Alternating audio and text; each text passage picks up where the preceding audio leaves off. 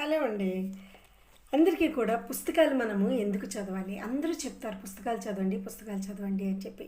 కొంతమంది అయితే పుస్తకాలు కొనుక్కొని చదువుతారు. కొంతమంది ఆడియో బుక్స్ ఈ రోజుల్లో అయితే మనకి ఇంటర్నెట్‌లో కొడితే బోలెడు ఆడియో బుక్స్. ఎందుకు అసలు చదవాలి? చాలామందికి ఈ రోజుల్లో ఎంతోమంది రీడింగ్ అసలు చేయడమే లేదు. కొత్త కొత్త పుస్తకాలు చదవడం లేదు. కేవలం రీల్స్ ఏవేవో చూసుకోవడం, అవి ఇవి టైం పాస్ చేయడం, సినిమాలు చూడటం ఇవే చేస్తున్నారు. కానీ అసలు పుస్తకాలు ఎందుకు చదవాలి? అసలు ఒక పుస్తకం ఎలా తయారవుతుందండి? ఒక పుస్తకం ఒక వ్యక్తి రాశారు అంటే తన తాలూకా ఆలోచనలు, తన భావాలు, అలాగే తన జీవితంలో జరిగిన నిత్య సత్యాలు, అలాగే తన అనుభవాలు మొత్తం సారాంశం ఒక బుక్లో ఉంటుందండి. పుస్తకం రాయడం అంత ఈజీ కాదు. అందుకే మనం మంచి మంచి ఆథర్స్ రాసిన పుస్తకాలని ఎప్పటికప్పుడు చదువుతూ ఉండాలి. ఎందుకు అంటే అవి మనకి ఒక గురువు లాంటివి అనమాట.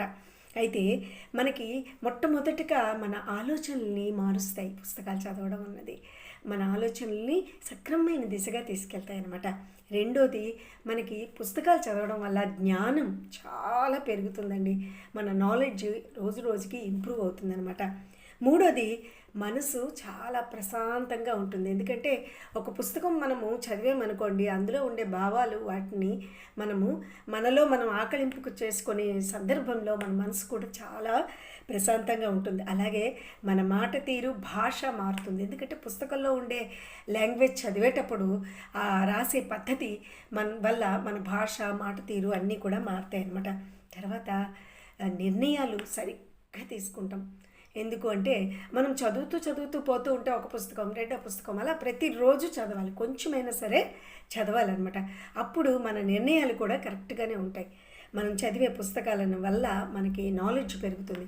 అలాగే జీవితాన్ని చాలా నిశ్చితంగా పరిశీలించడం కూడా మనము నేర్చుకుంటామన్నమాట.